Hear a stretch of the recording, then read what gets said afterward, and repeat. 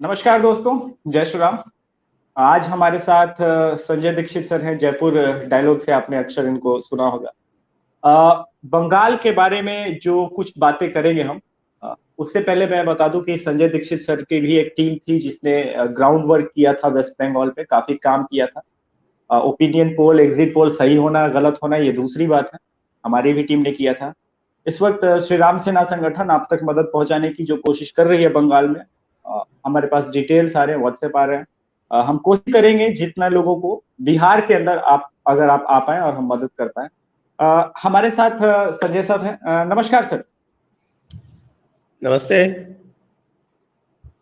Sir, ये एक अजीब सी स्थिति पैदा हो गई है, चाहे बजरंग दल हो, चाहे वो हिंदू युवा वाहिनी हो, या फिर संघ के ही वो कार्यकर्ता जो जमीन पे काम करते थे, आज नजर नहीं आ रहे, या यूं कहें कि सेंटर के द्वारा ही सप्रेस किए जा रहे हैं।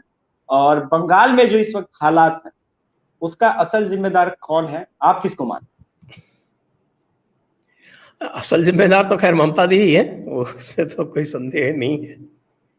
और बीजेपी के एक कैंडिडेट हैं लोकनाथ चटर्जी, उनका मैंने चुनाव से पहले भी इंटरव्यू किया था। चुनाव के बाद बीजेपी हिंसा इत्यादि हो रही थी तो उस समय भी उनसे किया था और मैंने उनसे ये स्पष्ट पूछा था कि भाई ये तो हमें भी अंदाजा था कि हिंसा तो होगी और दोनों ही परिस्थितियों में होगी। मैंने कहा, हमने ये बिल्कुल स्पष्ट कहा था जब हम एग्जिट पोल की बात कर रहे थे, तो हमने ये कहा था कि चाहे बीजेपी जीते और चाहे बीजेपी हारे, दोनों ही परिस्थितियों में हिंसा होगी।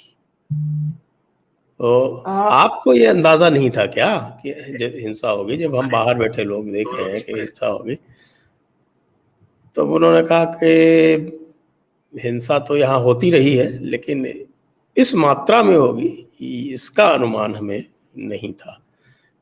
तो ये मुझे बात जो है वो पूरी तरह से पची नहीं, लेकिन चूँकि मैं बंगाल में रहा हूँ और उस समय रहा हूँ जब हिंसा अपने चरम पे हुआ करती थी, तो इससे भी अधिक हुआ करती थी। मरीज झापी जैसा नरसंहार हो गया, उसके कलकत्ते में रहते हुए हमें कोई भनक नहीं लगी।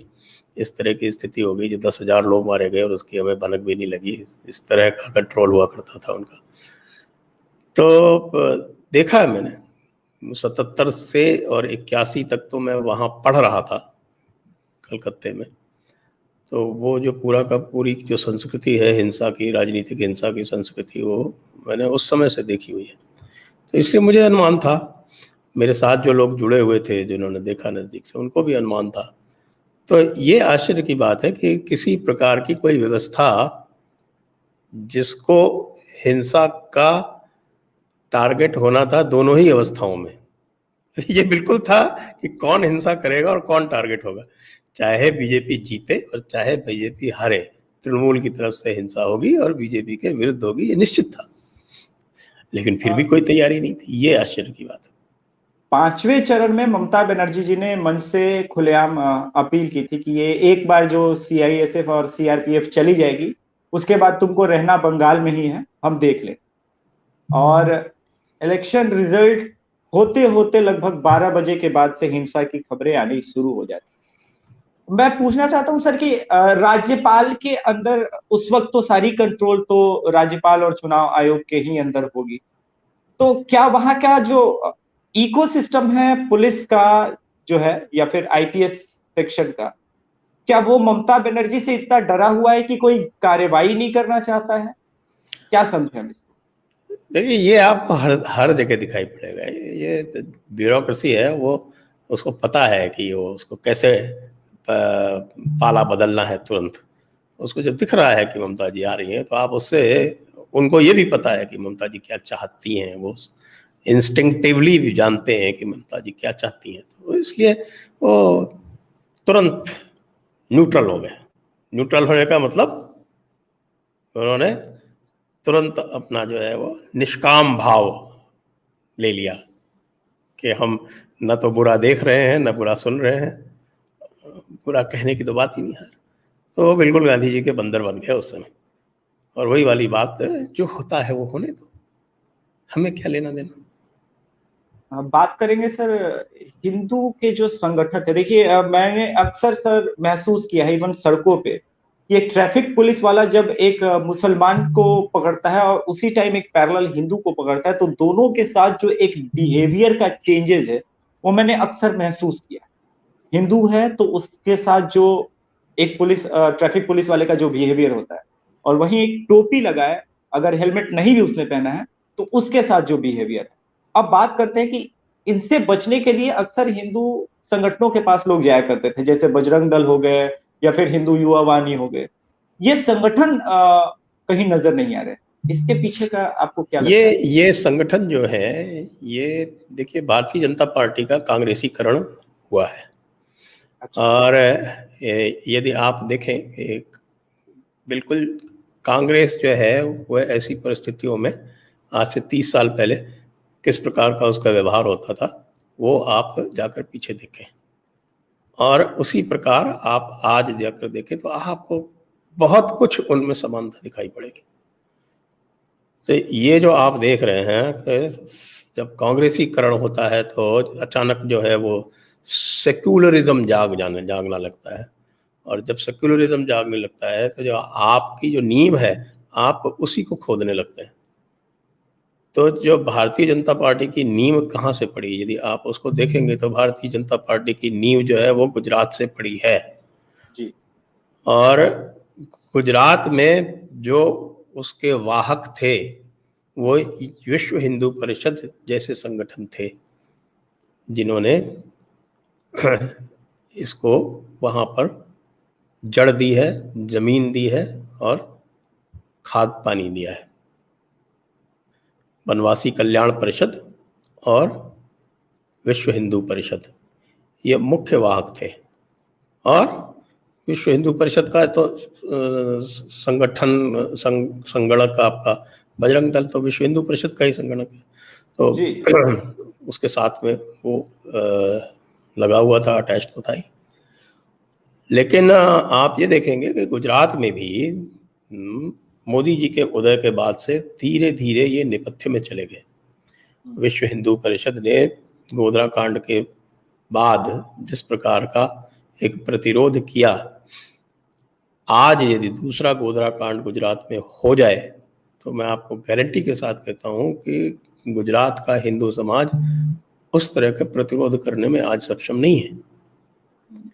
और इसी प्रकार हिंदू युवा वाहिनी का जिस प्रकार से योगी जी ने उसका गठन किया, उसका संचालन किया, और जब आतताई सरकार मुलायम सिंह जैसी वहाँ पे खड़ी होती थी और वहाँ पे मुख्तार अंसारी जैसे बाहुबली खड़े होते थे, तो उस समय सड़कों पर मुकाबला करने में हिंदू युवा वाहिनी सक्षम थी। लेकिन योगी जी को मऊ दंगे के वक्त बिल्कुल, और योगी जी को मुख्यमंत्री बनाने की जो कीमत वसूली गई वो ये थी कि आप हिंदू युवा वाहिनी को भंग करेंगे। तो कहने का मतलब यह है कि राजनीति की वेदी पर, सत्ता की वेदी पर हिंदू हितों को एक प्रकार से मैं ये कहूँगा कि उनकी बलि दी गई है। और हमको ये बताया गया, आज मैंने एक ट्वीट किया था, आपने संभवतः देखा होगा, कि हमको ये बताया गया कि अब हम तुम्हारे संरक्षक हैं, सत्ता हमारे पास है, तो तुम्हें इन संगठनों की आवश्यकता क्या है। जी। और आज हमें स्पष्ट पता चल रहा है कि हमें इन संगठनों की आवश्यकता क्या है। जी। और वे संगठन जब हमारे पास नहीं है, हमारे पास स्ट्रीट पावर नहीं है, तो हम किस तरह से मार खा रहे हैं वो हमारे सामने स्पष्ट दिख रहा है। हमारे साथ नितिन शुक्ला जी भी जुड़ गए हैं। नितिन शुक्ला जी का अपना YouTube चैनल है। नितिन शुक्ला भैया, हम सवाल संजय सर से पूछ रहे थे कि आखिर जिस प्रकार से बीजेपी राज में बजरंग दल गायब हो गई, हिंदू युवा वाहिनी गायब हो गई, जो हिंदूवादी संगठन थे वो अचानक गायब होते नजर आ रहे हैं। आपको क्या लगता है कि इस वक्त बंगाल में, बंगाल को बचाने के लिए क्या ऐसे संगठनों की जरूरत नहीं थी जो सरकारी स्तर को छोड़ करके, सरकार को छोड़ करके एक अलग इंडिविजुअल जो पहचान रखते थे? उसके बारे में हम आपसे कुछ जानना चाहते हैं। नहीं, डेफिनेटली देखिए, जितने संगठन है वो संगठन सभी अपनी जगह काम करते हैं और बहुत बेहतर काम करते हैं। ऐसी सिचुएशन में जो अभी आपको इमरजेंसी क्राइसिस दिख रही है, इसमें भी काम करते हैं, इसके अलावा भी काम करते हैं। सभी संगठनों का होना बहुत आवश्यक है। कोई आवाज नहीं उठा रहा, तब जाके विश्व हिंदू परिषद ने बाकायदा लेटरहेड पर ठोक कर लिखा, बोले कि यदि अगर आप नहीं सुधरेंगे, यदि आप सुरक्षा नहीं देगी सरकार, तो हिंदू को अपनी सुरक्षा करने का अधिकार है, और वो अधिकार संविधान ने उसको दिया है और वो करेगा। बेहतर यह है कि सरकार अपने रास्ते पर आ जाए। तो उसका इफेक्ट भी दिख रहा है, थोड़ा बहुत इफेक्ट दिखना शुरू भी हुआ है। भविष्य में हम देखेंगे और ज्यादा देखेगा। उससे बड़ी बात यह होगी कि जो लोग हैं, जो हिंदू है, समाज है, वो इन संगठनों से तो जुड़े पहले, क्योंकि एक जो क्राइटेरिया, एक जो हुआ, जो क्रिएट किया गया ना, कि भाई जो ये हिंदू संगठन जो है, ये तो साहब गुंडे हैं, बजरंगी गुंडे हैं, फलाने गुंडे हैं, ठिकाने गुंडे हैं, वो चीजें वो धीरे धीरे करके अब लोगों को समझ में आ रही है, और जितनी जल्दी समझ में आए उतना अच्छा होगा। आप दोनों से एक स्पेसिफिक सवाल है, क्या मोदी सरकार ऐसे संगठनों पे कंट्रोल करने में नाकामयाबी हासिल कर पा रही है, जैसे कि पीएफआई हो गई, या फिर जो इंडिया को अचानक से सप्रेस करने की कोशिश कर रहे हैं? हमने देखा शाहीन बाग में असफलता नजर आई, अभी किसान आंदोलन में असफलता नजर आई। तो क्या लगता है आप दोनों को, पहले संजय सर, उसके बाद नितिन भी आप उसको बताइएगा कि नरेंद्र मोदी सरकार अचानक अपने आप को इतना बैकफुट पे क्यों महसूस कर रही है? क्या ये वही सरकार है जिसने 370 डंके की चोट पे हटा दिया था? देखिए, अगर कोई घटना एक बार होती है, तो पहली बार जब वो घटना उस प्रकार की होती है, तब ये कहा जा सकता है कि भाई ये अचानक हो गई, हमारी तैयारी नहीं थी, तो हम इसके बारे में सोच विचार कर रहे थे। वही घटना यदि दूसरी बार होती है, तो ये कहा जाता है कि भाई ये संयोग है कि वही घटना दोबारा हो गई। लेकिन और उसमें आप प्रतिक्रिया यदि उसी प्रकार की रहती है, तो भी लोग सोचते हैं कि अच्छा भाई कुछ है, तो चलो इनको हम बेनिफिट ऑफ डाउट दे देते हैं। लेकिन ये आपकी प्रतिक्रिया तीसरी बार उसी प्रकार की घटना हो और उसी प्रकार की आपकी प्रतिक्रिया रहे, एक सेकेंड, तो ये इको आ स्पष्ट रहा हो है जाता नितिन है। भैया। जब संजय सर बोलेंगे तो आप अपना कृपया माइक ऑफ कर लें, और जब ये बोलेंगे तो, वरना इको की वजह से फ्लुएंसी नहीं आ रही है। तो ये फिर स्पष्ट हो जाता है। एक अंग्रेजी की कहावत है, मैं सुना देता हूँ कि first time is happenstance, second time it is coincidence, and third time it is enemy action. तो ये यहाँ स्पष्ट दिखाई पड़ रहा है। ये थर्ड टाइम भी नहीं है, फोर्थ टाइम है। फोर्थ टाइम का मतलब है बीच में अभी सीआरपीएफ वाली घटना हो गई छत्तीसगढ़ में जी। और मुझे इस घटना पे जैसी है वो, मुझे इसका अनुमान था। मुझे समस्या इस बात से नहीं है, मुझे समस्या दूसरी कुछ बातों से है। और दूसरी बातें ये हैं कि जो शीर्ष नेतृत्व है वो इस घटना की कड़ी निंदा भी नहीं कर पा रहा है। ये घोर आश्चर्य की बात है। जो कुछ वहां हो रहा है, आपके कार्यकर्ता मारे जा रहे हैं, आपके अध्यक्ष महोदय उस बारे में लगातार कह रहे हैं, लेकिन हम सब जानते हैं कि भाजपा में शीर्ष नेतृत्व कौन है जी। अच्छा, शीर्ष नेतृत्व यदि सभी इस तरह की घटनाओं में इस प्रकार का समान व्यवहार रहता, तो भी हम ये कहते कि भाई ठीक है, ये प्रधानमंत्री इस तरह की बातें नहीं बोलते हैं। लेकिन आपने बोली है, आपने अखलाक की निंदा की है। रोहित वेमुला, आपने तबरेज की निंदा की है, उस चोर की, जी, उस घटना की निंदा की है। आपने गोरक्षकों को गुंडे कहा है जी, और आपने क्या कह रहे थे, वेमुला, रोहित वेमुला में, जो कि एक पूरी तरह से एक कूटरचित एक इवेंट थी, इवेंट मैनेजमेंट था पूरी तरह से, उसमें आपने आंसू बहाए हैं। तो भाई इन कार्यकर्ताओं ने क्या बात किया है, खड़े होकर ये तो कह दो कि भाई ये जो है ये हुआ है वो गलत है, हम इन कार्यकर्ताओं के साथ खड़े हैं। ये भी नहीं हो रहा। तो ये कौन सी स्टेट्समैनशिप है भाई? मैंने 35 साल एडमिनिस्ट्रेशन में गुजारे हैं, इस तरह की स्टेट्समैनशिप मैंने नहीं देखी। नितिन शुक्ला भैया, तो भी बोल जाते हो। नितिन शुक्ला भैया, आपको क्या लगता है कि बीजेपी का ये जो रवैया बंगाल पे को लेकर के पूरा है,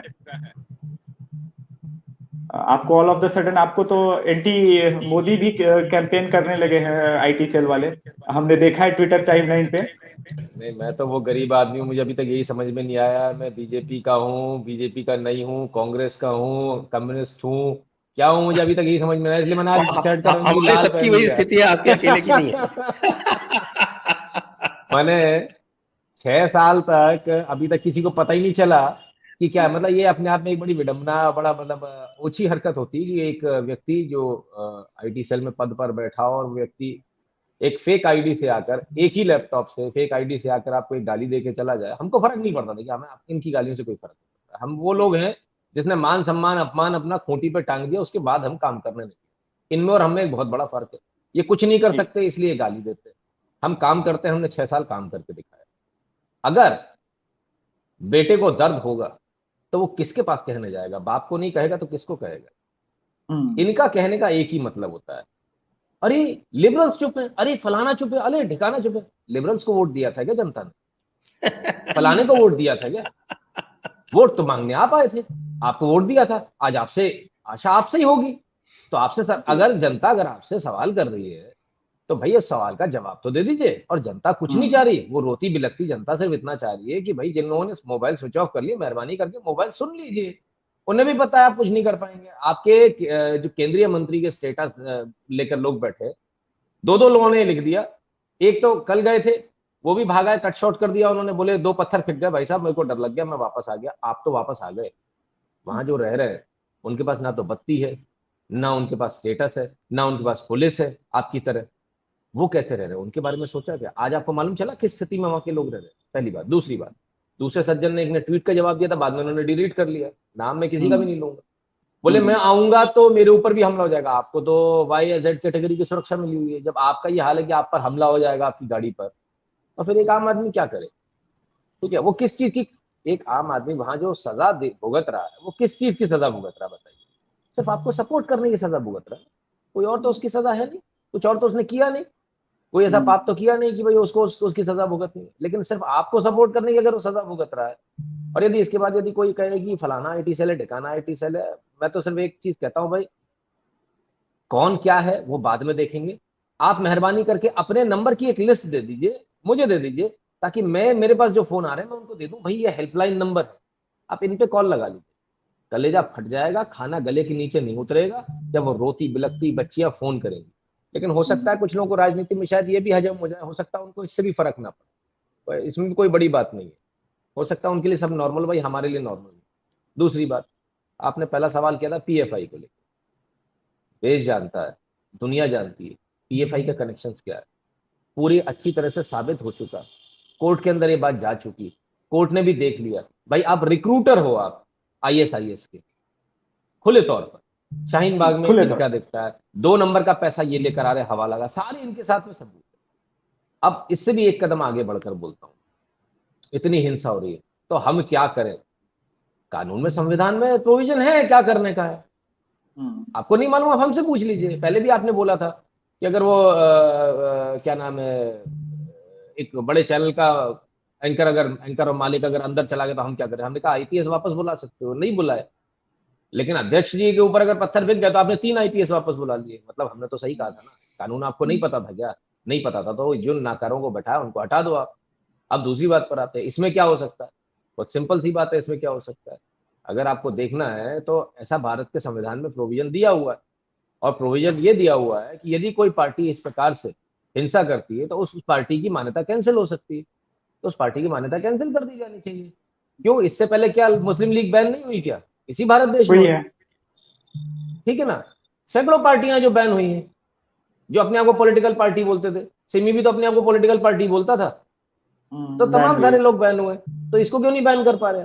देखिए, करने को इच्छा शक्ति नहीं है, बात निकल है, करने को तो बहुत कुछ कर सकते हैं, ऐसा नहीं कर नहीं सकते। वर्तमान कानूनों के अंदर इतने प्रावधान हैं जिसके के अंदर आप बहुत कुछ कर सकते हैं। संजय सर, इतना बड़ा मैंडेट, 303 लोकसभा के सांसद सिर्फ बीजेपी के, लेकिन पिछले 1.5 साल से हमने देखा है इस सरकार को घुटने टेकते हुए 300 शहरों में हमने लॉकडाउन की स्थिति देखी, शाहीन बाग के नाम पे, जहां मुख्य सड़कों को जाम किया गया और ये एक स्ट्रेटजी के तहत था कि हम एक वेकअप कॉल पे सभी देश भर में मुसलमानों को एक कॉल पे बुला सकते कि नहीं, हर शहर। और उसके बाद भी ये सरकारें जग नहीं रही है। पिछले 6 महीने से हम किसान आंदोलन के नाम पे देख रहे हैं उन लोगों को जो वेल नोन, सबको पता है कि ये पॉलिटिक्स हो रही है और ये कोई किसान नेता नहीं है, लेकिन फिर भी सरकार। और तीसरी चीज ये जो कोविड को लेकर के, यानी कोविड पे भी इनका कोई कंट्रोल नहीं हो रहा है। और ये ऐसे में जो हार्डकोर भाजपा के समर्थक हैं, जो उनका विश्वास टूट रहा है, फिर उत्तर प्रदेश के चुनाव में आप कितनी मुश्किल देखते हैं? देखिए, आपने जो कहा, देखिए कोविड में मैं इनको बेनिफिट ऑफ डाउट दे सकता हूँ। नितिन भैया माइक। कोविड पे मैं केंद्र सरकार को बेनिफिट ऑफ डाउट देने को तैयार हूँ। क्यों तैयार हूँ? क्योंकि मैंने अपने 35 वर्ष के प्रशासनिक अनुभव में इस प्रकार की घटनाएं देखी हैं जो अचानक आती हैं। अचानक आती हैं तो आपको संभलने का मौका तुरंत नहीं मिलता, लेकिन फिर बाद में आपकी रिस्पांस जो है स्टिल हो गई। अच्छा, ठीक है, कोई बात नहीं। जो रिस्पांस है वो बाद में आती है, वो रिस्पांस आ रही है। एक बार तो जब इस तरह का होता है, जैसे आपका भूकंप में होता है, जैसे मैं उदाहरण दे रहा हूँ, या कोई डैम बर्स्ट हो गया, ऐसे में होता है, तो एक बार तो प्रशासन किंग कर्तव्य विमूढ़ हो जाता है, क्योंकि जिनकी सहायता से आप वहां मदद पहुंचाने वाले हैं, वो पूरा का पूरा इंफ्रास्ट्रक्चर, वो पूरा का पूरा हमला पता चला एक अचानक गायब हो जाए, तो फिर आपको समय लगता है उसको करने में। और इसमें केंद्र सरकार में ये भी है कि हमारी एक जो ये तथाकथित जिसको बोलते हैं ना कि एब्राहमिक गॉड के रूप में जो ये जुडिशरी बैठी हुई है, ये उनका काम हर कदम पर रोड़े अटका रही है। और ये क्यों हो रहा है? ये भी इसलिए हो रहा है कि जुडिशरी ने भी देख लिया कि ये कुछ नहीं बोलेंगे, कि ये किसी भी प्रकार का प्रतिरोध नहीं करेंगे। जैसे योगी जी ने प्रतिरोध किया और कह दिया कि हम नहीं आपका निर्णय लागू करेंगे। मुझे याद नहीं कि पिछले 20-30 साल में किसी सरकार ने इस तरह का ओपन अनाउंसमेंट किया हो कि हम निर्णय नहीं लागू करेंगे। और स्थितियां ऐसी आ गई हैं जब ये कह देना चाहिए कि भाई कहीं ऑक्सीजन कोई देता है 900 इधर दे दो, कोई कहता है 1200 इधर दे दो, कोई कहता है 700 इधर दे दो। और तो भाई जो आपका जो ऑक्सीजन का प्रोडक्शन है वो तो निश्चित है ना। तो मैं तो कल मजाक कर रहा था, अपने चैनल पे कह रहा था, मैंने कहा कि सुप्रीम कोर्ट को ये कर देना चाहिए, 2 आदेश पारित करने चाहिए। एक तो करना चाहिए कोरोना के ऊपर, कोरोना को पार्टी बनाओ और कहो कोरोना तुम समाप्त हो जाओ, नहीं हो तो कंटेम्प्ट कर देना उसके ऊपर। और दूसरी आप ऑक्सीजन के ऊपर करो कि ऑक्सीजन तुम तुरंत जो है वो जो 9,000 से है वो बढ़ के तुम 90,000 हो जाओ, नहीं हो तो ऑक्सीजन के ऊपर कंटेम्प्ट कर दो। मतलब मूर्खता की बात है, नितांत मूर्खता की बात है। और वो भी जो है ये इसमें सरकार जो है अकेले ये तो दोषी है ही, क्योंकि इसके पास 303 का बहुमत है। जब ओवर रीच आरंभ किया था जुडिशरी ने, तो वो उस समय था जब आपके गठबंधन की सरकारें होती, नरसिम्हा राव जी के समय पे किया था। तो उस समय उनकी गठबंधन की सरकार थी, उनके पास 242 ही थे और बाकी उनको दूसरों से सहायता लेकर चलाना पड़ता था। और चूंकि राजनीति में तो आप जानते हैं कि हर समय व्यक्ति अवसर ढूंढता है कि कब ये कमजोर हो और कब उसका फायदा उठाए, तो सरकारें जो है वो घबराती हैं। तो उस समय जो आरंभ हुआ था वो कम से कम जब आपके पास 282 और 303 प्लस 56 इंच का सीना ये सब होते हुए भी आप उसको यदि काउंटर नहीं करते हैं, आप यदि कह दें कि मैं इस आदेश का पालन नहीं करूंगा, तो क्या कर लेगी जुडिशरी? कुछ नहीं कर सकती भाई। मीडिया में हल्ला होगा ना, तो मीडिया तो वैसे ही आपके खिलाफ रहती है, वैसे ही हल्ला करती है, तो आपके सेहत पे क्या असर पड़ जाएगा? न्यूयॉर्क टाइम्स में 2 खबरें छप जाएंगी ना, वॉशिंगटन पोस्ट में छप जाएगी, आपको बहुत छवि की चिंता रहती है, वो हो जाएगा। तो वो तो वैसे ही हो रहा है, नहीं हो रहा हो तो बता दीजिए। जब आप सब कुछ जो है वो बिल्कुल अपने जिसको कह रहे हैं कि आप कॉन्स्टिट्यूशन की मर्यादा में पूरी तरह से आप लगे हुए हैं, तो जुडिशरी तो कॉन्स्टिट्यूशन की मर्यादा नहीं मान रही ना। मैं तो कई बार कहता रहता हूँ, मैं भाई बहुत बार मुझसे पूछता है इसका सोल्यूशन क्या है। मैंने कहा भाई कंटेम्प्ट की पावर जो है वो दो इंस्टीट्यूशन के पास है, एक जुडिशरी के पास है, दूसरी पार्लियामेंट के पास है। जुडिशरी में सुप्रीम कोर्ट और हाई कोर्ट्स के पास है, पार्लियामेंट में लोकसभा और राज्यसभा के जो हेड है उनके पास है। एक नितिन अपना भैया, इस्तेमाल करती है, दूसरा नहीं करती, बस यही अंतर है। नितिन भैया, अभी संजय सर ने मीडिया के बारे में जिक्र किया है। ये क्या है? एक तरफ तो मीडिया आपके कंट्रोल में नहीं है। प्रकाश जावड़ेकर जी न केवल बॉलीवुड पे कंट्रोल नहीं कर पा रहे हैं, जिस प्रकार के कंटेंट आते हैं, एंटी हिंदू सेंटीमेंट को जगाने वाले कंटेंट, और उसके बाद ना मीडिया जो आपके खिलाफ लगातार फेक न्यूज, चाहे आप जयपुर डायलॉग्स में हमने देखा है, न जाने कितने जो है फेक न्यूज को संजय सर ने एक्सपोज किया है। आपने खुद ट्रंप प्रशासन के समय जो दीवार बनी थी से लेकर के न जाने कितने फेक न्यूज हम सब ने एक्सपोज किए। उसके बावजूद इन सो कॉल्ड मीडिया हाउसेस पे जो है वो कोई कार्यवाही नहीं होती। नितिन भैया, आपको नहीं लगता कि प्रकाश जावड़ेकर जी को कम से कम इस्तीफा तो दे ही देना चाहिए नैतिकता के नाम पे? मैं शुरुआत वाले सवाल से पहले लूंगा, कोविड के मैनेजमेंट को लेकर लूंगा। देखिए इतने सारे केसेस आए कि मैनेजमेंट बिगड़ना तय था।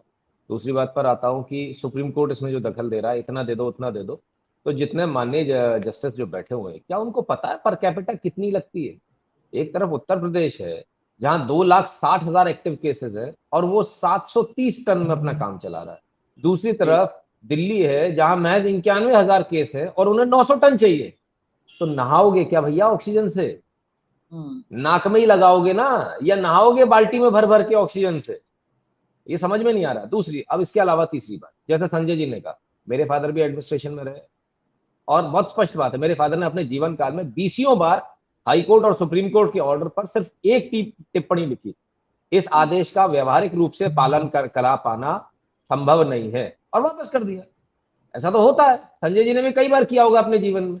कई बार ऐसे कोर्ट की रूलिंग आती है जिसको व्यवहारिक रूप से आप पालन नहीं करा सकते, तो मना कर दिया जाता है, भाई इसका व्यवहारिक रूप से पालन नहीं हो सकता, practically it is not possible to implement such a ruling, बात खत्म हो जाती है। अब उसमें आप कंटेम्प्ट लगाओ, कुछ भी लगाओ, देखिए एक आईएएस को कभी फर्क नहीं पड़ता है इन चीजों से।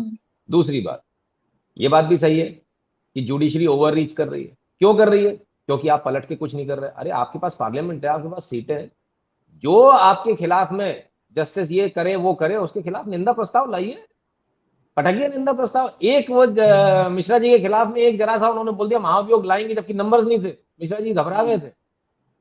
तो आप महाभियोग लाके क्यों नहीं टांग देते हो? 2-4 को टांग दीजिए, 2-4 को। और आपके पास पावर है, आप ये मत रोइए कि ये जो है कोलिजियम में फलाना है ढिकाना, सर बहुत सारे तरीके होते हैं। जो आने वाले जजेस है उनकी जरा खंगाली ना कुंडली, उनके खिलाफ में कितने केस है, बात खत्म होगी, डिस्क्वालीफाई कर दीजिए। करने के तरीके बहुत है। अब आती है मीडिया की बात, आखिर मीडिया को मैनेज क्यों नहीं कर पा रहे? देखिए सर, 2 तरह के जूते होते हैं, एक चांदी का, एक चमड़े का। ना तो आप चमड़े के जूते का इस्तेमाल कर पा रहे हो, ना तो इनको एफआईआर करके जेल में डाल पा रहे हो, ना इनको पैसे ही दे पा रहे हो कि चांदी के जूते से ही आप इनको हाँक लो कि भाई चलो हम भी बजट दे दें, क्योंकि उनका बजट आपसे बहुत ज्यादा है। आप सत्ता में बैठे हो, आपका बजट एंडलेस होना चाहिए, लेकिन फिर भी नहीं है। क्यों नहीं है? क्योंकि कुछ लोगों ने जो एक तो जो ठेका सा ले लिया ना कि हम छवि चमका लेंगे, है ना, इमेज ब्रांडिंग का जो ठेका ले लिया है कि साहब इमेज तो हम चमकाने का काम है, आप हमको दे दो। तो वो लोगों ने एक जो घेरा जो बना लिया ना कहीं शीर्ष नेतृत्व के आसपास, वो मिसगाइड कर रहा है। वो ये नहीं बता पा रहा है सर, न्यूयॉर्क टाइम्स में अगर ये छप रहा है तो इससे हमारी छवि खराब हो रही है, तो न्यूयॉर्क टाइम्स को हमको साधना चाहिए। वो तो कहता नहीं कोई बात नहीं साहब, ये 300 करोड़ का पैकेज है, आप तो हमारे को दे दो, हम चमका देंगे इमेज को। तो आप हर जगह तो नहीं चमका पाओगे इमेज को, और चमका भी नहीं पा रहे, बहुत बुरी तरह से विफल है। आज ये गाली देना कि संजय दीक्षित कांग्रेसी हैं, अभिषेक तिवारी कांग्रेसी है, नितिन शुक्ला कांग्रेसी है, बड़ी जल्दी आपको याद आ गया। 6 साल से बड़े आराम से मलाई खा रहे थे हमारी वीडियोस की, बड़े आराम से मलाई खा रहे थे, तब याद नहीं आया था यार, ये गलत बात है। देखो आप कुछ नहीं कर रहे हो, आप क्या कर रहे हो? Someone who is unbiasedly reporting for you, आपके लिए जितना इनके लोगों ने नहीं किया, उससे ज्यादा हमने इनके जो इनके खिलाफ में न्यूज चली, फेक न्यूज चली, उसको बर्स्ट किया जी। हम सब ने पूरी मेहनत करी, ठीक है ना, जो सच है वो दिखा रहे। आज अगर ये सच है कि अगर वहां कोई रो रहा है, बिलक रहा है, ये हो रहा है, आज अगर आपके खिलाफ में नैरेटिव आज भी चल रहे हैं, आज भी दिखाते हैं। न्यूयॉर्क टाइम्स गलत छापता है, आज भी बता रहे न्यूयॉर्क टाइम्स गलत छाप रहा है, न्यूयॉर्क टाइम्स गलती कर रहा है। लेकिन सवाल ये कि आखिर आपका मैनेजमेंट कहाँ है भाई? कहीं तो सरकार का मैनेजमेंट होगा ना, सरकार कहीं तो मैनेज करती होगी, कोई तो एजेंसीज हायर करी होंगी, वो एजेंसीज क्या कर रही है? ये हमारा काम थोड़ी है कि हम बैठ के दिन भर ये काम करेंगे, जिनका काम है वो क्यों नहीं कर रहे? उनसे सवाल पूछ लो तो अभी कष्ट हो जाता है, क्योंकि उनको कुछ नहीं आता तो इधर उधर देखने लगते हैं। बहुत सारे लोगों को सिर्फ चमचागिरी आती है, वो सिर्फ चमचागिरी के दम पर वहां पर मौजूद है। नेताजी का सूटकेस उठाने का उनका काम है, तो वो सूटकेस उठाए, उनकी चप्पल उठाए, हमें उससे कोई एतराज नहीं है।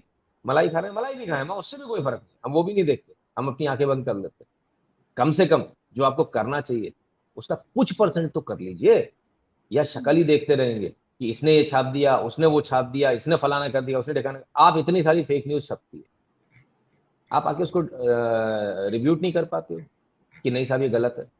आप देखिए ना, आप 2 हफ्ते केजरीवाल जी को, 2 हफ्ते नॉन स्टॉप केजरीवाल सरकार को हाईकोर्ट ने ऐसा रिप्रिमाइंड किया, शायद मैं नहीं समझता आज तक किसी सरकार को किया होगा। इतनी भद्दे कमेंट तो कभी नहीं हुए कि भाई तुमसे नहीं समझ रहा तो केंद्र को दे दो।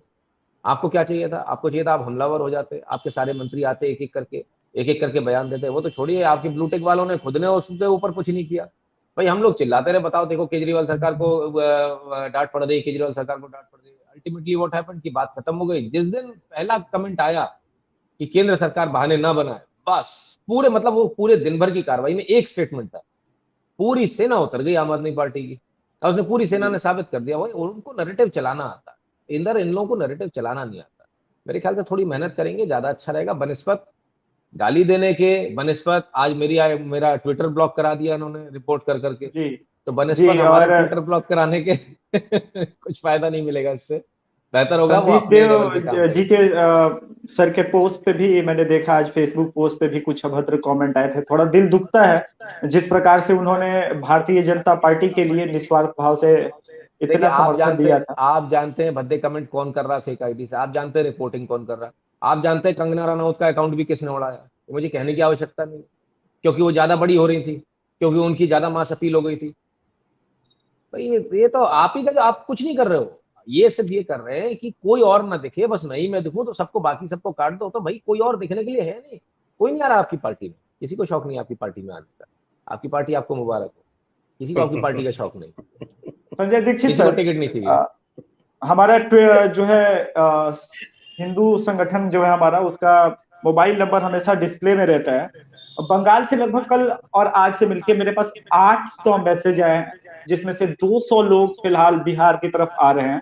हमने कहा कि कोविड प्रोटोकॉल का शरण लेते हुए जैसा भी हम इंतजाम कर पाएंगे बिहार में जितने लोगों का, कोशिश करेंगे। एक सवाल मेरे दिमाग में आ रहा था सर, चाहे महाराष्ट्र सरकार की फेलियर हो या केजरीवाल सरकार की फेलियर, चलिए मैं एक सेकंड के लिए, बंगाल में भी इनकी सरकार नहीं है, 2/3 से बहुमत से आई है ममता दीदी, इतनी जल्दी कार्रवाई नहीं कर सकते। मैंने बेनिफिट ऑफ डाउट दे दी। अभिषेक जी माफी चाहता हूँ, बीच में रोक रहा हूँ आपको। पंजाब को भूल गए आप। पूरे भारत में पंजाब सबसे बड़ा मोर्टेलिटी रेट पंजाब का है। हाँ, अभी अभी मैं आने वाला हूं उस पर भी। ये तीनों कोविड के मामले में पूरी तरह से कोलैप्स, केरल सरकार कोलैप्स, लेकिन आपका पूरा ये जो पीआर एजेंसी है वो एक केजरीवाल के आईटी सेल के आगे ध्वस्त होता नजर आ रहा है। और फिर आज मैंने देखा संदीप सर जैसे रेस्पेक्टेड आदमी से, जिनसे बात करने की एक तमीज और एक सलीका तो कम से कम होना ही चाहिए, उनके ऊपर इस प्रकार से हमलावर हो जाना, क्या ये विनाश काले विपरीत बुद्धि वाली ट्रैक पे आईटी सेल चल रही है? भाई देखिए, मेरा तो इन आईटी सेल वालों से ज्यादा साबका पड़ा नहीं, और क्योंकि मैं पत्रकार तो कभी रहा नहीं। मैं तो इनफैक्ट ये पॉलिटिकल मामलों में तो अभी कुछ दिनों पहले मैंने टिप्पणी शुरू की, नहीं तो मैं तो सीधे सीधे जो राष्ट्रीय विमर्श है या सनातन विमर्श है उसकी तरफ ज्यादा ध्यान रखता था।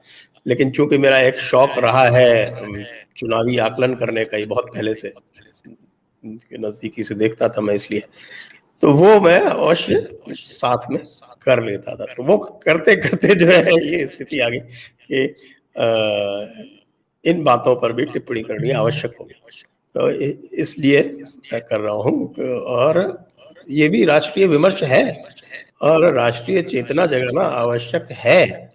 और जैसा कि मैं कहता रहता हूँ कई बार कि ये जो आईटी सेल वाले जो हैं ये सोचते हैं इन लोगों को, क्योंकि ये वही इनका जो बैकग्राउंड है वो वही आपके अंग्रेजी की गुलामी मानसिकता वाला है। तो ये भक्त और गुलाम में अंतर नहीं जानते।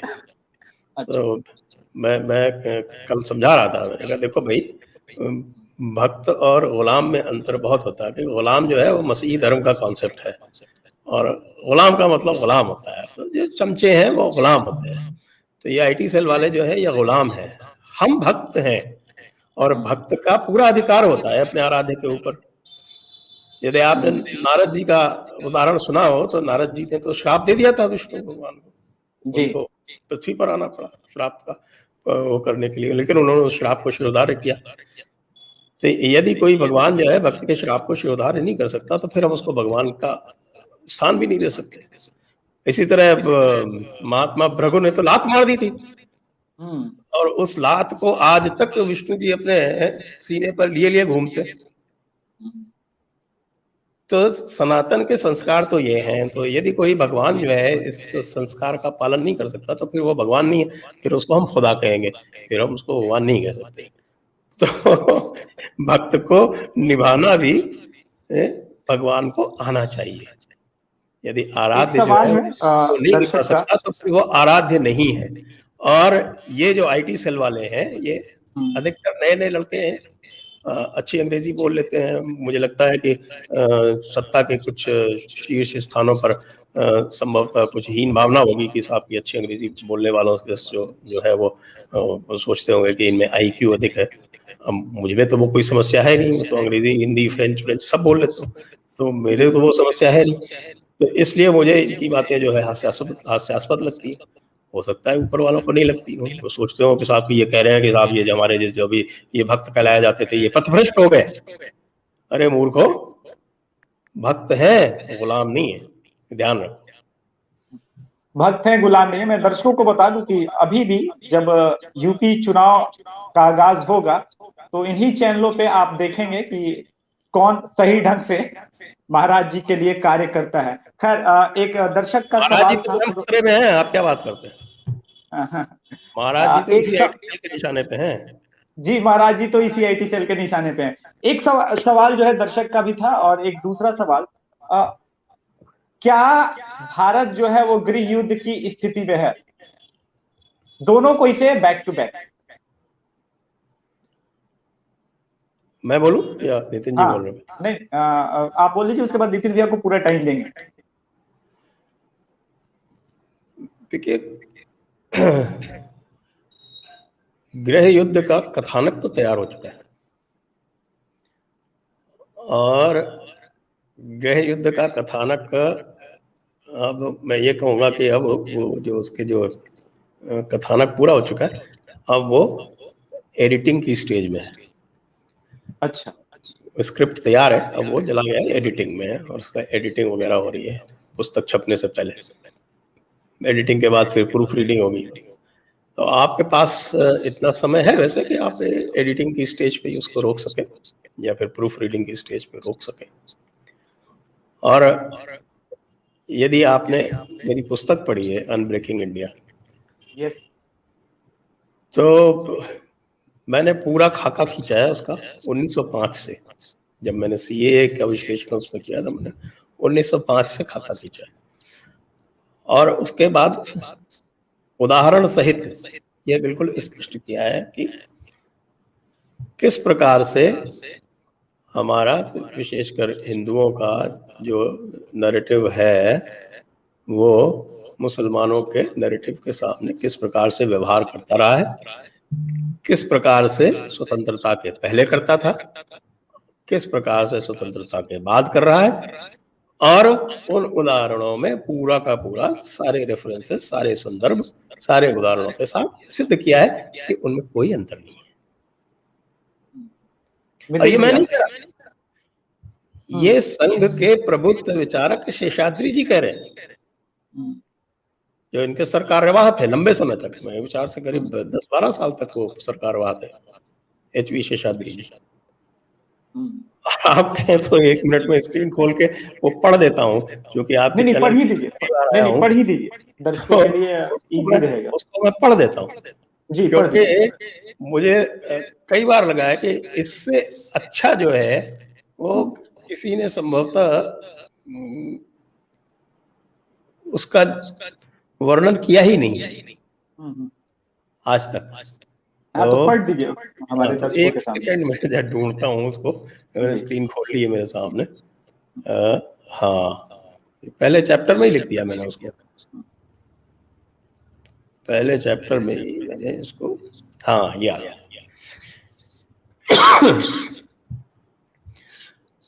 इन्होंने कहा है कि शेषाद्री जी कहते हैं, सीताराम गोयल जी ने अपने ये लिखी थी मुस्लिम सेपरेटिज्म कॉजेस एंड कॉन्सिक्वेंसेस। ये सीताराम गोयल जी का शताब्दी वर्ष है, जिसको हम जयपुर डायलॉग्स पे मना रहे हैं। उन्होंने शेषाद्री जी को कोट करते हुए सीताराम जी गोयल कहते हैं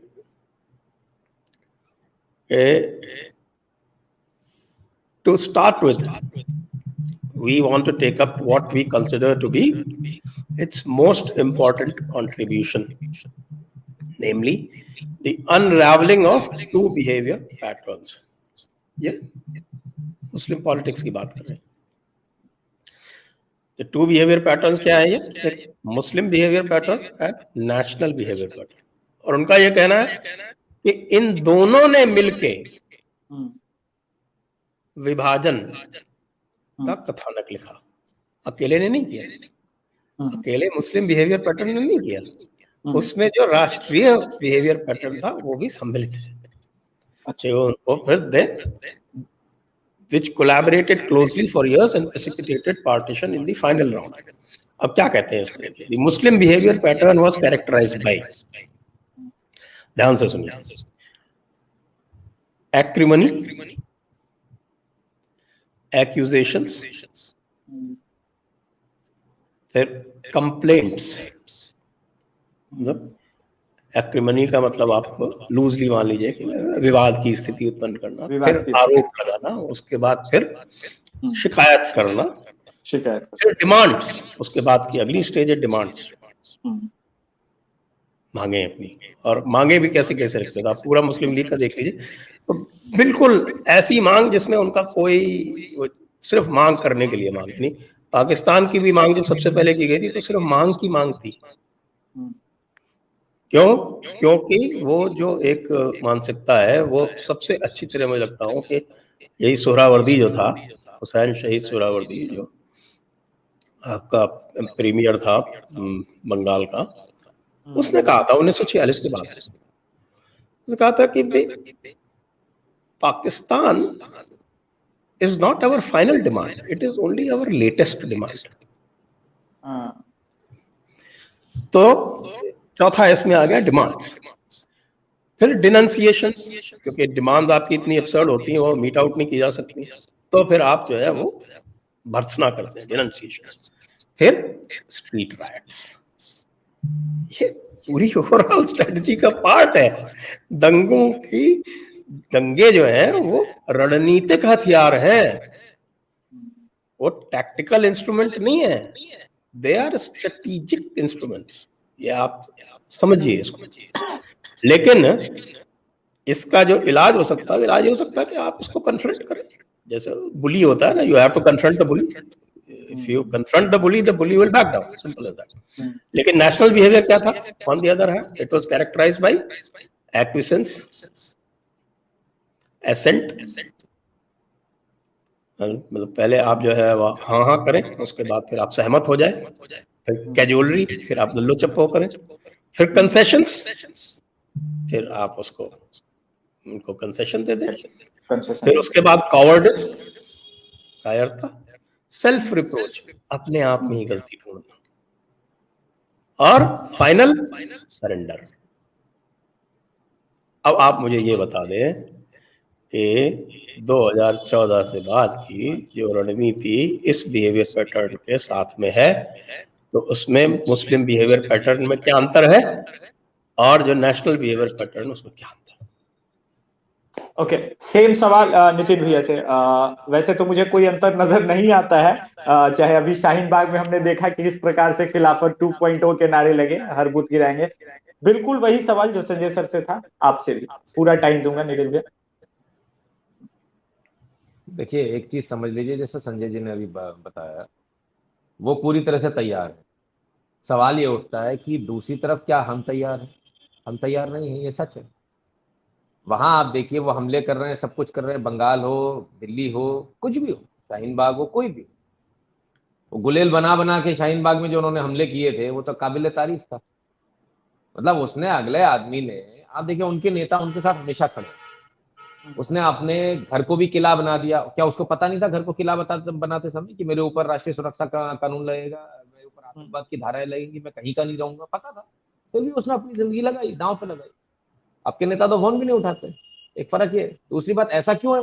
क्योंकि समाज खुद में अपने आप में जागृत नहीं है।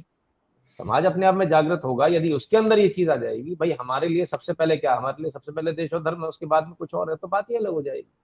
लोग अपने आप, आज देखिए आप 2009 की राजनीति देखिए, जय श्री राम कहने पर आप कम्युनल हो जाते थे। आजकल जय श्री राम आदमी घर घर जाके चिल्लाता है। आप कम से कम इस आदत पे तो ले आए कि ममता दीदी को भी चंडी पाठ करना पड़ा, ठीक है, स्टेज पे जा जाके।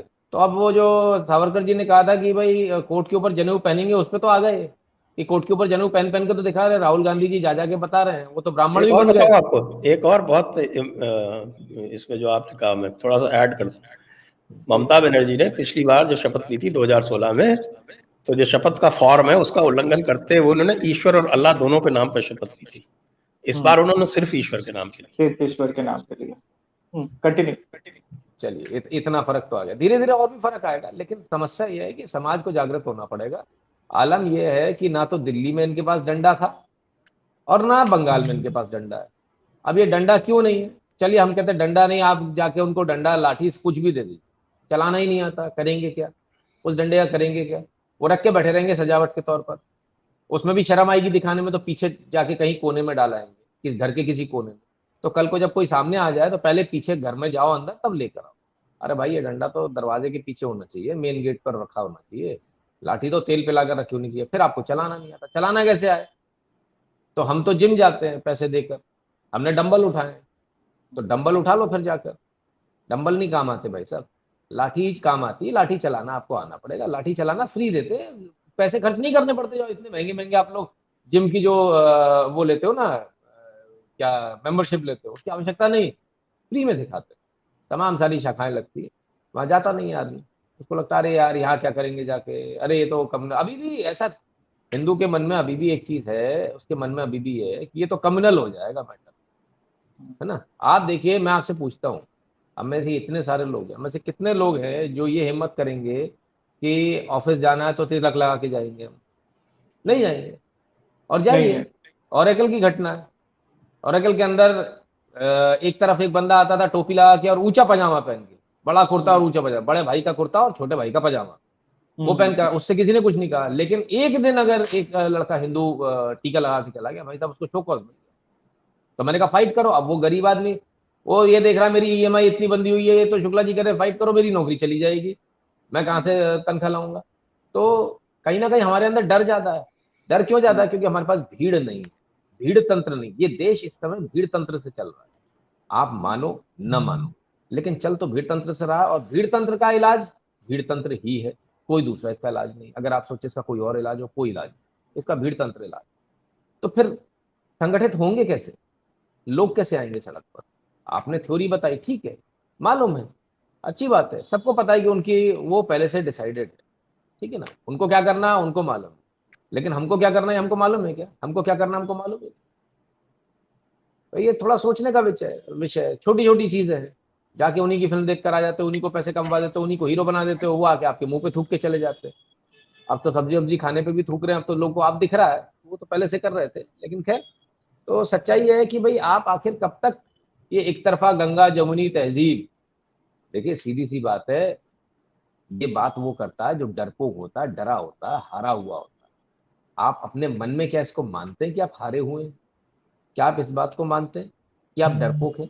माने ना माने, कम से कम एक्शन से तो ऐसे ही दिख रहा है।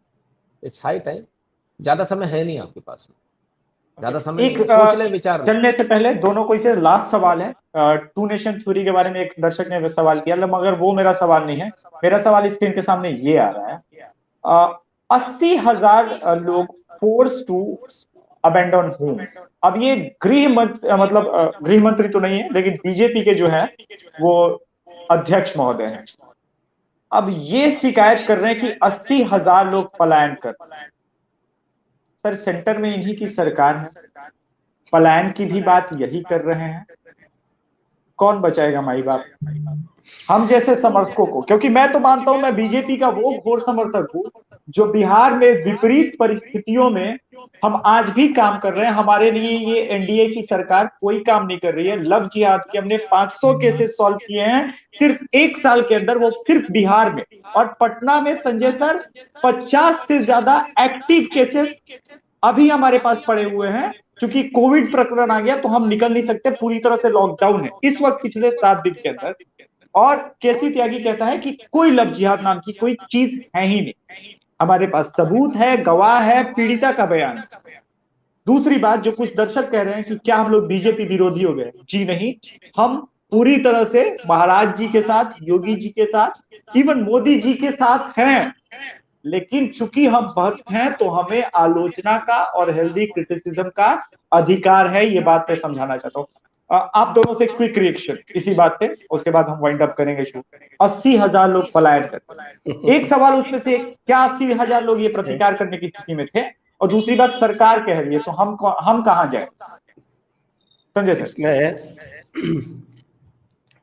इसी के साथ इससे भी अच्छा एक ट्वीट था जिसके ऊपर मैंने प्रतिक्रिया दी। हाँ, वो मैंने ट्वीट आपका देखा है, मैं ले नहीं पाया। बता देता हूँ उसको। हाँ। यहाँ दिखा सकते हो तो दिखा दीजिए, नहीं तो मैं बता देता हूँ। हाँ। ये जेपी नड्डा साहब ने लिखा कि साहब ये जो है ये मीडिया कुछ नहीं बोल रहा है, मीडिया इतना ऐसा हो गया, ऐसा हो गया, ऐसा हो गया, और मीडिया चुप है, यानी मीडिया गायब है। मीडिया गायब है, हाँ। तो मैंने उसको कोट करके कहा कि माननीय प्रधानमंत्री जी भी गायब है जी। अब आप ये देखिए, आप संविधान की बात करते हैं ना, आपने संविधान की कसम खाई है, आपने ये कहा है कि ये संविधान हमारी में गीता से भी ऊपर रखते हैं उसको, संविधान को। तो संवैधानिक प्रावधान जो आपके पास हैं, आपके पास धारा 355 के अंदर ये आपके ऊपर ड्यूटी कास्ट की गई है। आपका मतलब ये कोई आपकी चॉइस नहीं है, ये केंद्र सरकार की ड्यूटी दी गई हुई है। आप कहें तो मैं पढ़ दूं आर्टिकल 355। आर्टिकल 355 कहता है कि it is the duty of the centre of the union to protect the state from external aggression and internal disturbances. और साथ में आपके पास अधिकार हैं डायरेक्शंस देने के स्टेट को कि आप इससे केवल 355 में ही नहीं, बहुत सारे और अन्य किसी भी कॉन्स्टिट्यूशनल प्रोविजन के अंदर आपको राज्य को निर्देश देने का अधिकार है। 7 साल में एक बार भी नहीं दिए हुए। मैं कई बार कहता हूं कि भाई काटो नहीं तो फटकारो तो सही। अरे भाई काटो नहीं, सब जानते हैं, गाँवों में सब जानते हैं भैया, कौवा मार के लटका दो तो क्या होता है, और नहीं तो धमकी दे दो तो ही क्या होता है। तो यहाँ तो धमकी तक नहीं दे पा रहे, यहाँ तो फुफकार तक नहीं पा रहे, कौवा मार के लटकाने की बात तो बहुत दूर है। जबकि ये आपका दायित्व है कि जो इस प्रकार की हिंसा बंगाल में हो रही है, ये आपका दायित्व है कि आप उसको उससे बचाएं। आपके पास अधिकार है। धारा 365 कहती है कि यदि कोई डायरेक्शन आपने स्टेट को दिया, सेंटर ने स्टेट को दिया, और उस डायरेक्शन को लागू करने में, लागू करवा पाने में यदि राज्य असफल रहता है तो उसको यह माना जाएगा कि राज्य जो है वो संविधान के अनुसार कार्य करने में असफल है। इसका अर्थ आप जानते हैं? यदि ये मान लिया जाए कि वो असफल है तो उसका परिणाम क्या होता है आप जानते हैं? तो आप डायरेक्शंस तक नहीं दे सकते, वो भी आपको देने में समस्या आ रही है। नितिन भैया, यहीं से सवाल जहां संजय सर से खत्म हुआ था, 80,000 लोग पलायन कर गए, क्या प्रतिकार की वो स्थिति में नहीं थे? दूसरा, मीडिया के रोल को लेकर के अध्यक्ष महोदय कह रहे हैं बीजेपी के मीडिया नहीं बात कर रही है, संजय सर बात कर रहे हैं, हम बात कर रहे हैं, ठीक है मुख्य मीडिया की धारा में हम शायद नहीं हो, लेकिन जो इस वक्त ट्विटर से लेकर सोशल मीडिया पे एक स्ट्रॉन्ग लेकर के राइट विंगर आए हैं कि बीजेपी कार्रवाई क्यों नहीं कर रही है। और दूसरी बात, एक बात और बता दूं, अभी मैंने स्क्रीन पे देखा जी, निशिकांत दुबे ने अभी ट्वीट किया है कि प्रेसिडेंट रूल लगाया जाए, बगल में है वो झारखंड। हाँ बिल्कुल बिल्कुल पड़ोस। और उसको तथागत रॉय ने उसका स्क्रीनशॉट अभी वापस ट्वीट किया था। इससे पहले नंद कुमार जी, जे नंद कुमार जी, जो कि आपके संघ के शीर्ष नेतृत्व ये के नितिन यही लोग क्या किससे रहे हैं, अधिकारी, उन्होंने प्रेसिडेंट रूल की डिमांड कर ली। मैंने उसके ऊपर भी लिखा, कह रहे भाई अब तो आरएसएस ने भी मांग ली, अब तो कुछ करो। ये लोग क्या, मतलब हमारे सांसद जिनको हमने चुन के भेजा, हमारे अध्यक्ष महोदय, ये कह किससे रहे? क्योंकि सरकार में तो आप हैं अभी, आप ऐसा तो नहीं है कि अटल आडवाणी युग में ये लोग वापस चले गए हैं कि हम विपक्ष नहीं है, क्योंकि ऐसा भी होता है ना कि कभी कभी लोग मेंटल ब्लॉक में चले जाते हैं, बहुत दिनों तक विपक्ष का रोल किया है, विपक्ष में बैठे हैं तो आदि नहीं है सत्ता के। मगर सर आप 7 साल हो गए आप सत्ता में, किससे शिकायत करें? और वो 80,000 लोगों के पलायन पे, ये दोनों सवाल। मैं सबसे पहले जरा एक संजय जी का कमेंट दूंगा। अब तो परम आदरणीय जे नंद कुमार जी, जो प्रज्ञा प्रवाह के अखिल भारतीय प्रमुख हैं संघ के, आरएसएस, जी, उन्होंने कह दिया प्रज्ञा प्रवाह बोले तो कौन? इंटेलेक्चुअल्स। जहां से इंटेलेक्चुअल्स की पूरी जो है एक गंगा जी निकलती है, उसके भारत के हेड है। तो अभी आईटी सेल वाले जो छोटे छोटे जो बौने हैं, बौने भी कहना बड़ा शब्द हो जाएगा, ये आईटी सेल के जो बैक्टीरिया हैं, ये क्या उनको भी कांग्रेस का बता देंगे क्या हमारे साथ? ये मेरा सवाल मन में आया, मैंने पूछ लिया। Due regard. तो पापा को कांग्रेस का बोल दोगे क्या? पापा को कांग्रेस का बोल दोगे? अरे वो किसी को बोल सकते, वो जानते ही नहीं होंगे नंद कुमार जी कौन है। अच्छा, ये भी एक सवाल है, उनमें से 80% लोगों को पता भी नहीं होगा कि ये नंद कुमार जी कौन है। अरे साहब, ये वो लोग हैं जो लालच से आके यहाँ बैठ गए। इन लोगों ने कभी जमीन पे काम थोड़ी किया, इन्होंने कभी कुछ किया थोड़ी देश के लिए। हमने 1998 से मैं काम कर रहा हूँ, जमीन के ऊपर काम कर रहा हूँ। आज कोई आके नया नौसीखिया बच्चा, जो उस समय माँ के पेट में भी नहीं था, आज वो छोकरा आके बोलता है, बोले कि आप इसका विरोध कर रहे हैं। भाई देखिए, पहले आप एक चीज समझ लीजिए, हम, आपने कहा भक्त नहीं, मैं भक्त नहीं हूं, मैं बीजेपी का एजेंट नहीं हूं, मैं बीजेपी का प्राइमरी मेंबर भी। मेरा काम है सच दिखाना और सच के साथ खड़े रहना और राष्ट्र हित में जो है वो कार्य करना। उस काम को हम करते हैं। वो यदि आपके फेवर में जा रहा है तो अच्छी बात है, आज नहीं जा रहा तो आप गाली भी दे सकते हो, उसका आपको अधिकार है, हम बिल्कुल बुरा नहीं मानते इस बात का, ठीक है ना। पर ये जो छोटी छोटी हरकतें हैं कि फेक आईडी से आके गाली देना, इन सब चीजों से देखो किसी को फर्क पड़ता होगा, मुझे नहीं पड़ता, पहली बात। दूसरी बात, अब राष्ट्रीय अध्यक्ष जी कोट कर रहे हैं, तमाम सारे और नेता कोट कर रहे हैं, देखो इधर पिट गए उधर पिट गए, तो मतलब पिट गए तो शर्म की बात होती है। हमारे यहाँ ऐसा होता है कि कोई पिट जाता तो बताता नहीं, चुपचाप अपने कपड़े झाड़ के बटन रटन लगा के फिर से चल लेता। कोई पूछा पिटा क्या, ना ना, बोले गाल कैसे लाल है, बोले भाई साहब वो मच्छर मार रहा था उससे, मतलब बताता नहीं। तो यहाँ मैं ऐसे पहली बार देख रहा हूँ, आदमी कहता मैं पिट गया, मेडल के तौर पर इसको पहना जा रहा है, हम यहाँ पिट गए, हम वहां पिट गए, ये 50,000 लोग पलायन हो गए, किसकी वजह से, क्या कारण है? तो हमने क्या एक्शन लिया? आप सत्ता में बैठे, आपने एक्शन क्या लिया? ये कहना, देखिए एक्चुअली हुआ क्या है, देखिए मैं बताऊं। एक्चुअली बीजेपी वांटेड कि हमको इससे सिंपैथी वेव मिल जाएगी, हमारे फेवर में जाएगी चीजें। शुरुआत में मिली, शुरुआत में हुआ, लेकिन बड़ी जल्दी वो गन्स वापस घूम गई। अब घूम गई तो बड़ी आफत हो गई। तो कल तक जो इनका जो सेल जो जिन वीडियोस को चला रहा था, जिन बयानों को चला रहा था, अचानक से वो वीडियोस और बयान फेक हो गए। खुद ही जाके छपवाने लगे, भाई फेक है, इसको भी छाप दो, उसको भी छाप दो, सारे फेक है। तो कल तक तो सही थे, आज फेक कैसे हो गए? क्योंकि अब वापस आपके ऊपर लोग सवाल करने लगे। तो सवाल ये है कि भाई इतने सारे लोगों ने जब सवाल किया, जब इतने सारे लोग बोल रहे हैं 370 धारा इसको भंग किया जाना चाहिए, प्रेसिडेंट रूल लगाया जाए, मैं नहीं कहता प्रेसिडेंट रूल लगाया जाना चाहिए, क्या करना चाहिए, उसके अलावा भी 1000 तरीके होते हैं, बहुत तरीके हैं सरकार के पास, कम ऑन, बहुत तरीके, बिना प्रेसिडेंट रूल लगाए वो इतने तरीके हैं, इतना कस दो आप कि आदमी हिल नहीं पा, मुख्यमंत्री तो हाथ कर जोड़ने आएगा, ये स्थिति हो जाएगी, ठीक है ना। जो बात संजय जी ने मेरा सवाल रह गया संजय सर और नितिन शुक्ला भैया दोनों कोई से, कि आखिर प्रकाश जावड़ेकर कहाँ रह गए फिर? अगर हमारे अध्यक्ष महोदय बीजेपी के कह रहे हैं कि मीडिया नहीं दिखा रही है, तो प्रकाश जावड़ेकर क्या कर रहे हैं? सबा नकवी की बिरयानी खा रहे हैं। देखिए, सबसे पहली बात, एक बात समझ लीजिए कि देश की जनता ने मीडिया को वोट नहीं दिया, मीडिया जवाबदेह नहीं है। दूसरी बात, मीडिया आपके कंट्रोल में क्यों नहीं है? आप सत्ता में बैठे हो साहब, आप सत्ता में बैठ के बोल रहे हो कि मीडिया नहीं दिखा रहा है। क्यों नहीं दिखा रहा है?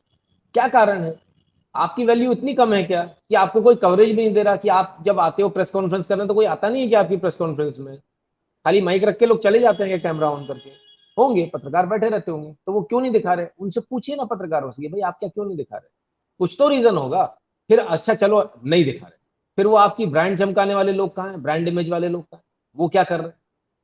भाई उन्होंने भी तो बहुत पैसा खर्च किया है ना, तो वो बोले कि भाई हमने आपको इतने का ऐड दिया है यार, तो इतने का हमारे को काम चाहिए आपसे। भाई देखिए, प्रोफेशनली बात करें, शायद जिन दर्शकों को नहीं मालूम उनको बता दूं कि जो एडवर्टीजमेंट जो देता है उसका दबदबा बहुत होता है, चाहे अखबार में दे, चाहे मीडिया में दे, इलेक्ट्रॉनिक मीडिया में, चाहे प्रिंट मीडिया में, दबदबा बहुत होता है। और वो डंके की चोट पे बोलता, बोले भाई पिछली बार 50 लाख के ऐड दिए तो उसका क्या हुआ? हमारी न्यूज कितनी दिखाई? ऐड अलग है, उसके बगल में न्यूज कितनी चली है हमारी, ऐड के साथ में नहीं चलेगी, अलग से। हर आदमी का अपने होता है। तो आपने भी जो ऐड दिए इतने सारे पूर्व में दिए, तो आप उनसे पूछिए ना, हमने आपको 200 करोड़ के जो ऐड दिए थे, 50 करोड़ का दिया था, 1 करोड़ का दिया था, तो उसका क्या हुआ? उसके बदले में क्या चला दिया? किसकी न्यूज चला दी? ऐसा तो नहीं कि मतलब ऐड का खर्चा तो गया पार्टी के जेब से और व्यक्तिगत ऐड चलवा लिए लोगों ने, अपनी अपनी इमेज ब्रांड बिल्डिंग कर ली अपनी, ऐसा तो नहीं हो गया? तो ये सवाल वो पार्टी अपने आप से पूछे, वो पार्टी अपने आप में देखें, अपना आत्म चिंतन करें कि आखिर ऐसी क्या बात है कि उनकी न्यूज कोई नहीं दिखा रहा। और जिनको वो गाली दे रहे हैं, वो 3 लोग बैठकर यहाँ, 3 अभी दिख रहे हैं, ऐसे 30 लोग और हैं, तो वो बेचारे बैठ के वो चिंतन कर रहे हैं, वो आपके लिए काम कर रहे हैं। और आपके जो बौने हैं, आपके जो बैक्टीरिया हैं, सॉरी, वो उन्हीं लोगों को गालियां दे रहे हैं। हम देखिए, खूब दीजिए, इससे फर्क क्या पड़ने वाला है? कुछ भी नहीं। आज आप क्या बोलते हो, देखो यार वो एक चैनल है जो अंदर चला गया था और वो ऐसे वैसे, वो कब छूटा? अपनी दम पर छूटा। क्या हुआ? उसने आपका साथ छोड़ दिया, आज वो भी नहीं दिखा रहा। उसे भी समझ में आ गया ना यार, इन लोगों के साथ घूमने में कोई फायदा नहीं है, इनके साथ तो उल्टा जेल जाना पड़ता है। तो एक ये इमेज गलत जा रही खुद है, ही करवाते हैं बहुत इमेज सालों गलत, से। इमेज गलत हो रही है ना? और फिर क्या है कि इनको एक ये गलत फहमी है कि मतलब किसी ने अगर बात कर दी इनके फेवर की तो ये हमारा ही बपौती हो गई, हमारी तरह से ही बात करोगे, हमारे ऐसे ही चलोगे, नहीं तो हम 4 मुकदमे लगवा दें। आप ही करवा रहे हो सारी चीजें, सबको समझ में आ रही है। कौन आईडी ब्लॉक करा रहा है किसकी, सबको समझ में आ रही है। तो यार ये कोई मजाक थोड़ी है, ये तो सबको समझ में आता है सर। ये चीजें बहुत अच्छी नहीं है, मजा नहीं आता। और मैं समझता हूँ, देखिए इस लेवल पे शायद कोई दूसरी पार्टी का जो है ना वो मीडिया सेल वगैरह, देखिए प्रचार तंत्र मैं फिर से कहूंगा पूरी तरह से फेल है। क्योंकि हम अपनी सही चीज को नहीं, भाई आपके पास कौन सा ब्रांड है? आपके पास ब्रांड मोदी है, आपके पास हीरा है, आप हीरा नहीं बेच पा रहे, और वो आगे केजरीवाल बेच जा रहे हैं। मैंने this is Heights. Uddhav sir, Uddhav Thackeray, Kejriwal तो फिर भी उसके पास एक ये कह सकते हैं कि प्योर पॉलिटिशियन है, पर कमाल उद्धव है ठाकरे जिन्होंने तो कुछ हाफ नहीं किया। पॉलिटिशियन है। अरे साहब, जिन्होंने कुछ भी नहीं किया, जिनका कोई काम के नाम पे जीरो है, दूसरी तरफ आपने इतना काम किया, आप अपना काम दिखाइए। और दूसरा काम कल फिर बोलना मेरा, यूरेनियम पकड़ी गई है पूरी, वो भी इतनी मात्रा में कि लग रहा था मुझे एटम बम बनाने जा रहे थे क्या। आज आप ये देखिए मीडिया देखिए, हाउस। आज देखिए आप स्थिति है कि अगर मतलब बेचारा बाइडेन तो कुर्सी से गिर पड़ा होगा, वो सोच रहे कि यूरेनियम हमारे पास नहीं है, उसे पता ही नहीं है गली मोहल्ले में यूरेनियम बिकता है। मतलब पूरा विश्व आज सदके में है। यूएन बेचारा सोच रहा है, बोले यार अब ये नॉन पोर्टफोलियो एनपीटी लगा रहे थे, ये लगा रहे दुनिया भर की, बोले कोई फायदा नहीं है, बोले गली मोहल्ले में वो तो शुक्र मनाइए एनरिचमेंट की इनके पास नहीं थी, तो गली मोहल्ले में बम रखे होते साहब, एटम बम। सही बता रहा हूं मैं आपको। और ले आएंगे, इंपोर्ट कर लेंगे सेंट्रीफ्यूज ईरान से। आप बंगाल चले जाइए, आप केरल चले जाइए, वहां आपको बाकायदा एटम बम मिलते हैं आपको। बिल्कुल सही कह रहे हैं आप, सेंट्रीफ्यूज भी ले आएंगे अगर इनको टेक्नोलॉजी पता चल जाए। ये तो आप शुक्र मनाइए वो पंचर ही बना रहे हैं अभी, नहीं तो बड़ी दिक्कत हो जाती है आपको।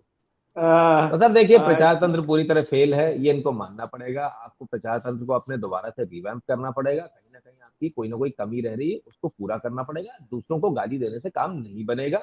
ये चीज वो जितनी जल्दी समझ लो उतना अच्छा। देखिए दूसरी बात, इसका इम्पैक्ट आप अल्टीमेटली क्या कर रहे हो? देखिए धीरे धीरे करके अपने लोगों को दूर करते चले जा रहे हो। What will happen when UP elections will come? जो मन में अभी गांठ याद बांध है के यूपी चलिए, इलेक्शन में देखिए हमारा तो सीधा मैंने कह दिया भाई, हमारा तो कोई मतलब नहीं, हम सत्य के रास्ते पर चलने वाले लोग हैं, जो सच है हम वो दिखाएंगे। लेकिन ऐसे ही बहुत सारे लोग होंगे जिनके दिल में चोट लग जाएगी, जिनको ठेस पहुंच जाएगी, फिर वो आपका बैंड बजाते बजाते बजाते बजाते चले जाएंगे, तब कैसा रहेगा? तो ये कोई तरीका नहीं है, दिस इज वेरी बैड। आप किसी से काम कराना प्यार से काम कराया जाता है, आप गाली देके काम नहीं करा सकते। और फिर आप उम्मीद क्यों करते हो?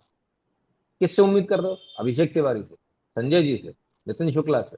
मेरा सवाल एक ही है, अभिषेक तिवारी जी को कभी फोन करके पूछा क्या कि अभिषेक जी तबीयत कैसी है, कोविड फैला हुआ है, ठीक हो? संजय जी को कभी फोन करके पूछा क्या? किस हैसियत से आप ये उम्मीद रखते हो कि कोई आपके लिए काम करेगा?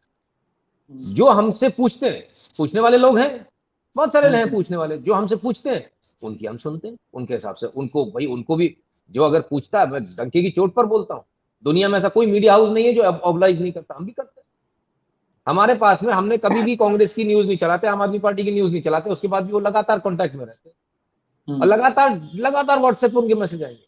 कई बार तो मैंने चलकर बोला यार हम तो आपका न्यूज नहीं चलाते, फिर अरे बोले सर आप तो बस चला दो, कभी कभी तो मन करेगा चला दो, कभी आपके साथ चाय पीने को मिल जाए, सौभाग्य। तो उनका बात करने का स्टाइल अलग है, उनका सब कुछ अलग है।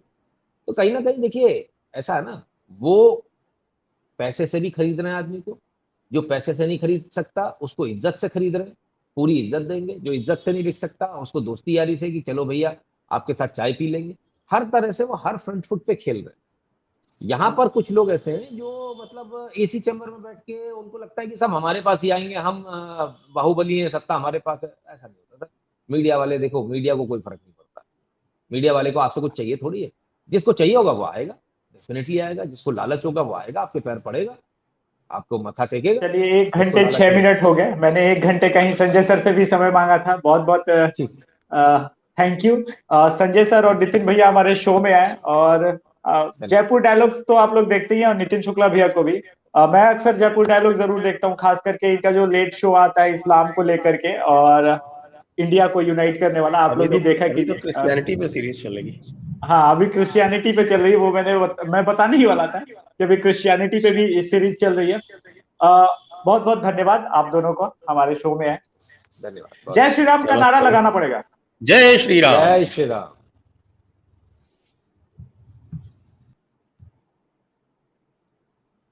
Thank you Sanjay sir. Thank you Shri Ram सेना संगठन तो अभी हमारा बहुत अच्छा काम कर रहा है, आप लोग की कृपा से। मार्गदर्शन लेटर ऑन हम लोग लेते ही रहते हैं, वैसे आपसे भी लेंगे जब कभी जयपुर आएंगे तो, जब भी सौभाग्य बना। इन लोगों की थोड़ी क्या है कि इन लोगों की थोड़ी नैरेटिव बिल्डिंग भी करते रहिए, क्योंकि कई बार जो है ना, वो कई चीज़ों को अगर आती है इस तरह की तो एक्सप्लेन कर सकें आसानी से। नहीं, वो तो हम करते रहेंगे नैरेटिव बिल्डिंग। और अभी तो फिर ठीक है, बंगाल में मेरा भी एग्जिट पोल बुरी तरह से संजय सर फेल हुआ। 165 सीटें हमने दी थी।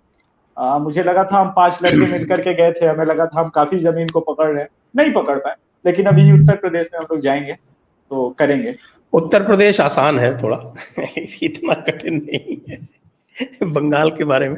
हालांकि मैं तो बंगाल में रहा हूँ लंबे समय तक,